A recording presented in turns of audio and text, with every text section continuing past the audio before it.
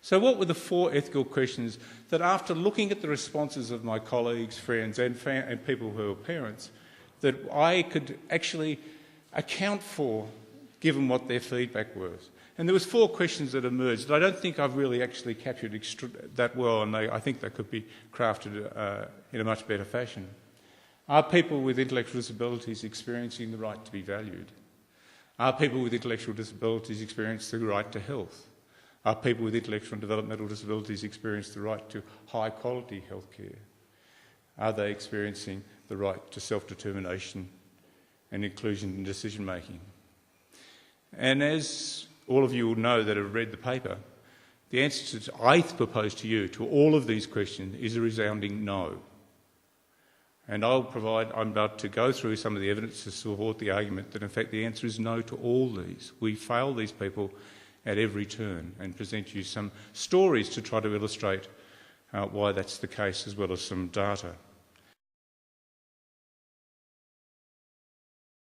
So the final one is the right for self-determination, inclusion, decision-making.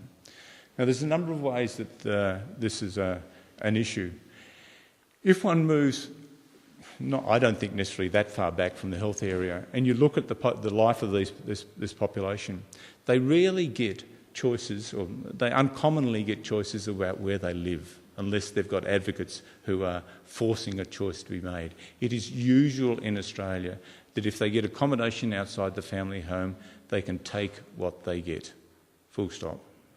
Now, it's hard to live with somebody at any rate, but it's even more difficult when you don't have a choice about who you live with. And we imagine why people have difficult behaviours when you're actually just forcing them into situations. I'm pretty sure that it's not dissimilar in most other countries. And if you contemplate the idea that you could be placed somewhere with a person that you don't know and have to live with and get on with, you could see how challenging it is. And the person with intellectual disability doesn't have a choice. They're often not involved in that decision-making process. That's also true of vocational and recreation activities. They often are given 1 or 2 options, and that will be it, and maybe not even included in that process. There's often, it's considered, the best interests of the system precedes the best interest of the person, despite ongoing struggles to correct this.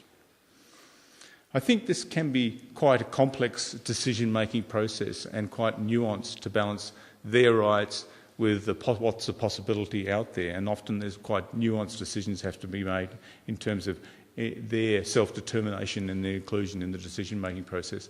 However, clearly it's something that needs to be changed, and the system often falls short. I won't talk about this man because it's a little bit complex, and we'll just move on.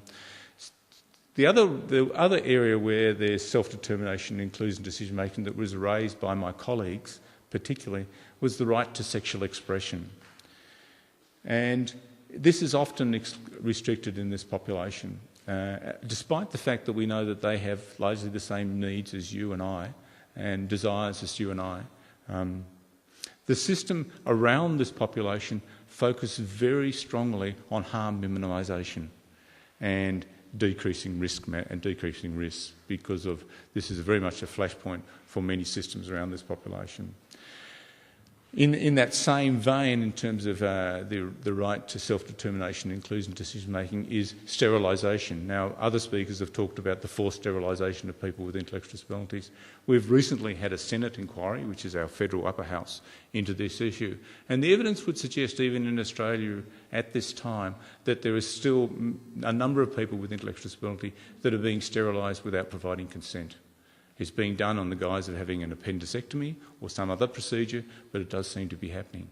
This got embedded, as we heard, really from the Nazi times and prior to that, and is still going on that people are not involved. And this is despite legislation in Australia to try to prevent that. There's actually quite clear law about that in systems.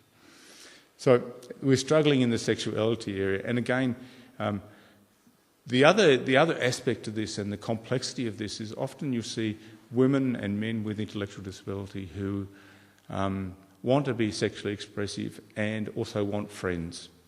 And they'll use their sexuality and their availability to make friends. So on the other side of this argument is how much are we responsible to protect this population from exploitation while allowing them to have some sexual expression. And again, it's a nuanced and personal, a very detailed kind of response needs to be made. The systems struggle to deliver, and I think it's probably understandable they struggle to deliver.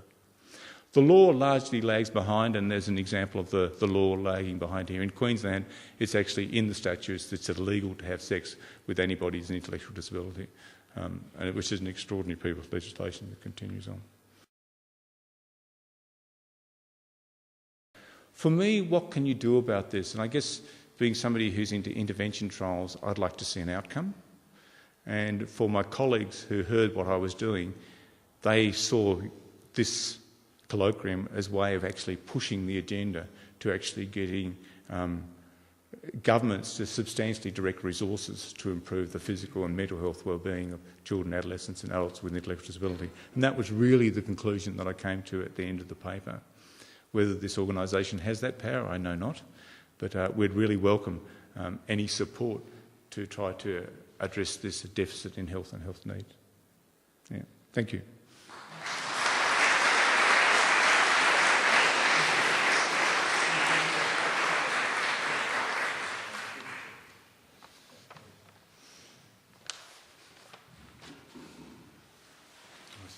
We have a moment or two for any clarifying questions that you might like to ask Nick. Does anybody have a question? Or does anyone want to add to the concerns that Nick raised, his 4 items of people have a right to these things which they're not getting? Is that substantial enough as a group focus? Father. Jesus. Wondering what you refer to the word rights. Would it be just language? Yeah, no. I think it was actually the one point that was raised with me when I used the word right. It's my understanding, and I did actually say when I started this talk that I'm not an ethicist, so I've got an out here.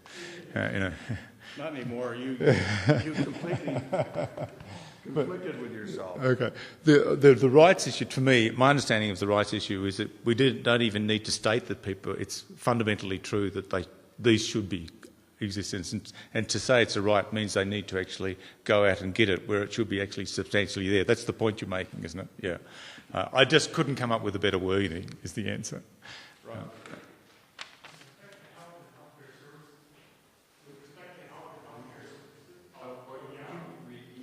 Okay, repeat the question. With respect to health and healthcare services, are things getting better? As a researcher, there's no data, but there's some excellent work being done by Rob Bullog in Ontario trying to look at this data. We actually really don't have any data. We don't know what healthcare systems. We have, I think, limited data, but I do think it's getting better, I guess, is the truth. If you look at one of the early slides where the life expectancy of people with Down syndrome is improving, that's a very good marker for what's going on. These people are now ageing. These people are now requiring pensions, and so things are getting better. They're still pretty bad. Yeah. Hans.